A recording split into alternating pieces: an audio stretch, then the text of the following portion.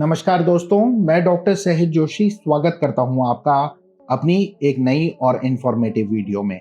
और आज की वीडियो में हम बात करने वाले हैं बालों के बारे में, यानी होम्योपैथी में वो कौन सी मेडिसिन है जो हेयर फॉल की प्रॉब्लम को रोक सकती हैं और उन्हें ठीक कर सकती हैं, साथ ही बालों को रीग्रो करने में आपकी हेल्प कर सकती हैं। दोस्तों, आज मैं आपको उन दो मेन होम्योपैथिक मेडिसिन के बारे में बताऊंगा जो मेल पैटर्न बैलनेस के लिए बहुत ही कारगर साबित होती हैं। ये दोनों ही मेडिसिन बहुत इफेक्टिव होती हैं मेल पैटर्न बैलनेस को ट्रीट करने में, यानी कि पुरुषों में जो गंजापन आता है और बाल झड़ते हैं उनको ट्रीट करने में ये काफी कारगर हैं। आगे की वीडियो में मैं आपको इन दो मेडिसिन के बारे में सब डिटेल में बताऊंगा कि इनके सिम्टम्स क्या होते हैं, किस इंडिकेशन में ले सकते हैं और किस तरह से ले सकते हैं। साथ ही ये भी जानेंगे कि ये मेडिसिन सेफली और विदाउट एनी साइड इफेक्ट्स आपके बाल झड़ने की परेशानी को कैसे खत्म करती हैं। तो चलिए बिना देरी किए जानते हैं कि इन होम्योपैथिक मेडिसिन के बारे में, और उससे भी पहले जानते हैं कि आखिर मेल पैटर्न बैलनेस होता क्या है। इसलिए जल्दी से वीडियो को लाइक शेयर कर मेरे चैनल को सब्सक्राइब कर लीजिए, जिससे मेरी और आपकी मुलाकात यूं ही होती रहे। What is male pattern baldness? दोस्तों, हमारी बॉडी के लिए एक नॉर्मल एक्टिविटी होती है कि हमारे सिर से बाल गिरते हैं और हम उनको धीरे धीरे वापस रीग्रो करते हैं।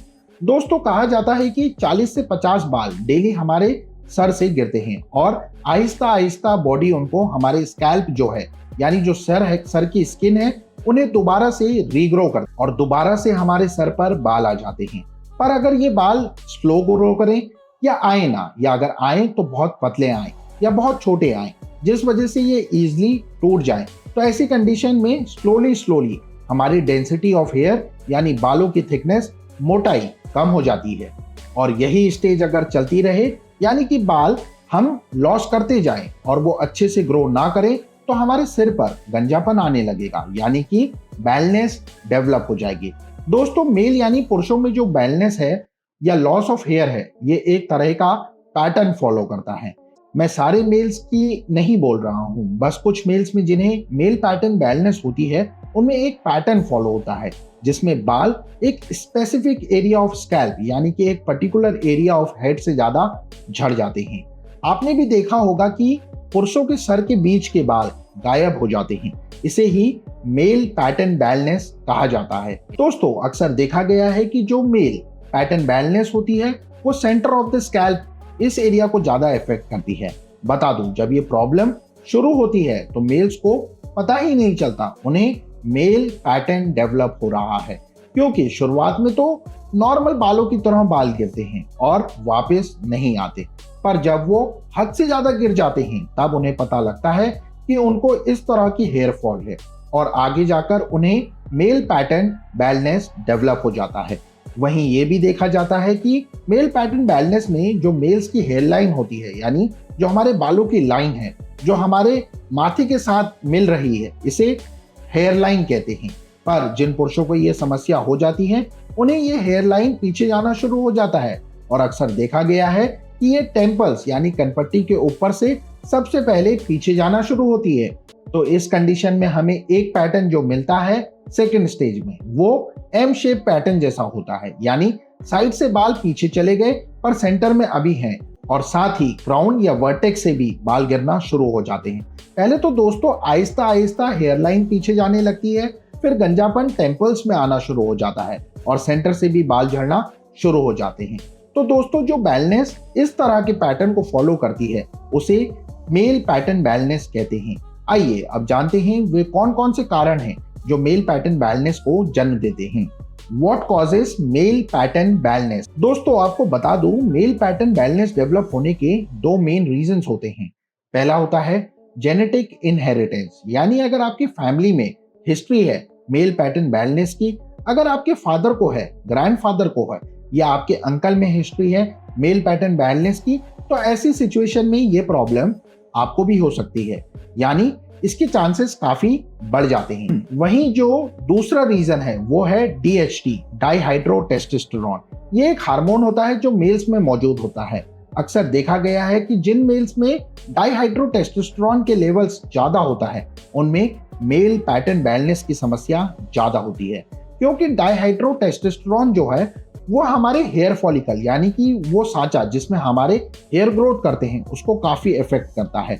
और जब हमारा हेयर फॉलिकल इफेक्ट हो जाता है तो फिर वो सिकुड़ जाता है और इस तरह आहिस्ता आहिस्ता उसकी डेथ हो जाती है, यानी कि वो खत्म हो जाता है, जिसके कारण बैलनेस हो जाती है। दोस्तों, डाइहाइड्रोटेस्टोस्टेरोन जैसे जैसे हमारे हेयर फॉलिकल को इफेक्ट करता जाता है वैसे वैसे हमारे हेयर की क्वालिटी खराब होती जाती है।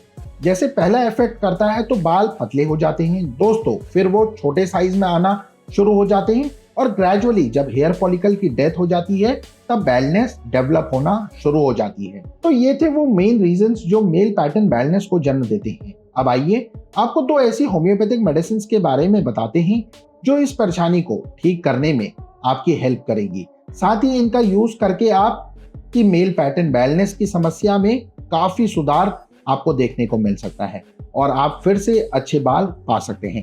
लेकिन इन मेडिसिन के बारे में बताने से पहले मैं एक इम्पॉर्टेंट बात आपको बताना चाहूंगा, वो ये है कि आप ये मेडिसिन खुद ले सकते हैं। दोस्तों, वैसे तो होम्योपैथिक मेडिसिन एकदम सेफ मानी जाती हैं क्योंकि इनका कोई भी साइड इफेक्ट नहीं होता, पर मेरी सलाह ये रहेगी कि आप इन दवाइयों का इस्तेमाल करने से पहले एक बार अपने एरिया में किसी क्वालिफाइड होम्योपैथ डॉक्टर से एडवाइस ले लें, फिर इनका यूज करें।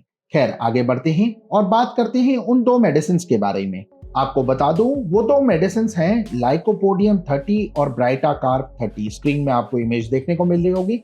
दोस्तों, वैसे तो ये दो मेडिसिन ही हेयर फॉल के लिए होती हैं, पर ये स्पेशली मेल पैटर्न बैलनेस में ज्यादा काम करती हैं, यानी जनरल हेयर फॉल में जितनी ज्यादा इफेक्टिव नहीं होती जितनी मेल पैटर्न बैलनेस में होती हैं।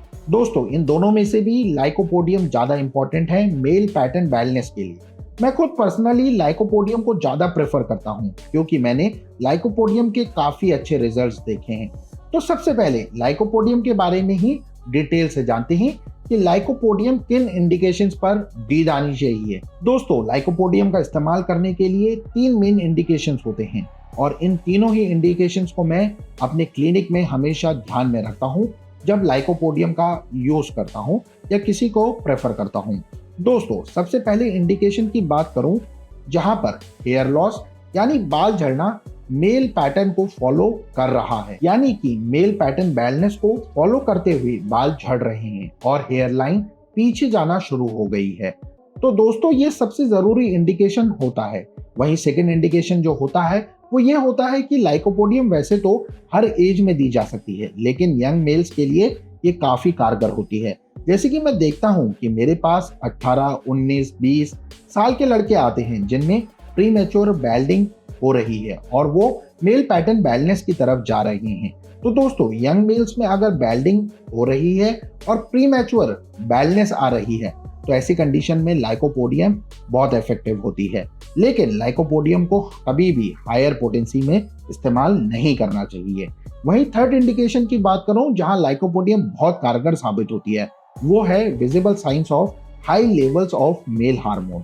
दोस्तों, ये मेरी अपनी ऑब्जर्वेशन है, मे बी बिकॉज ये प्रॉब्लम होती उन लोगों में है जिनमें हाई लेवल के टेस्टोस्टेरोन पाए जाते हैं, पर मैंने देखा है कि लाइकोपोडियम यहाँ सबसे ज्यादा इफेक्टिव होती है जहां पर आपको हाई लेवल्स ऑफ टेस्टोस्टेरोन के सिम्टम्स नजर आते हैं। जैसे कि आप यंग मेल्स को देख सकते हैं जिनमें कुछ कुछ मेल्स के खूब सारे बाल आर्म्स पर होते हैं और उतने ही बाल चेस्ट पर भी देखे जाते हैं। साथ ही बालों की हैवी ग्रोथ होगी आर्म्स और चेस्ट पर। तो दोस्तों, ये एक बहुत इंपॉर्टेंट इंडिकेशन है which indicates high levels of male hormone.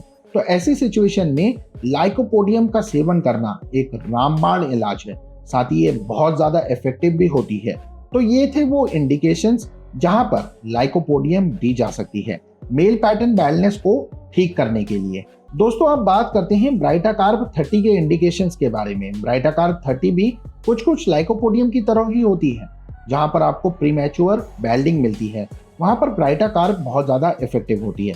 दोस्तों, वहीं अगर बहुत यंग लड़कों में जैसे 16-17 साल के लड़के हैं और उनमें आपको प्रीमेच्योर बैल्डिंग के सिम्टम्स दिखाई दे रहे हैं, तो ऐसी स्थिति में ब्राइटाकार्ब 30 बहुत ज्यादा कारगर साबित होती है। और दूसरी तरफ अगर मेल पैटर्न बैलनेस के साइंस नजर आ रहे हैं और वहीं सेंटर वाला पैटर्न फॉलो हो रहा है तो वहां ब्राइटाकार्ब 30 बहुत इफेक्टिव होती है। दोस्तों इन दोनों मेडिसिन में डिफरेंशिएट करना बहुत मुश्किल होता है।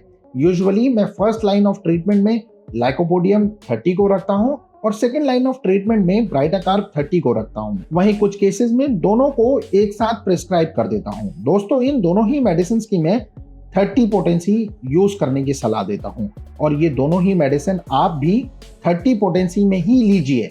लेकिन मेरी ये एडवाइस रहेगी कि आप अपने एक बार होम्योपैथ डॉक्टर से एक बार मिल लीजिए।